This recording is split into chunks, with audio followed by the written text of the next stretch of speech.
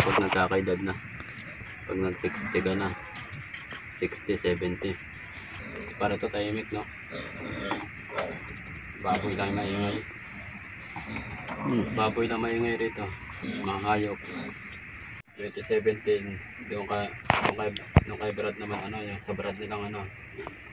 Brad dito. Yung ano, yung waray. Yung matanda. Dito. Nakapunta ka na ba ron? Kaso, maganda naman yung baboyan doon. Yung panlinis nila yung spray. Saglit lang maglinis. Sprayan mo lang ng ano. Hindi ka mapa. Konting walis-walis lang. Hindi ka ano nakakagod. Tapos, pangatlo sa tondo. Niwala naman ako ng ayop na bilben. Paama kasi. Buti nga nag-asawa na yun, ano. Nag-asawa na siya. Para pasaway.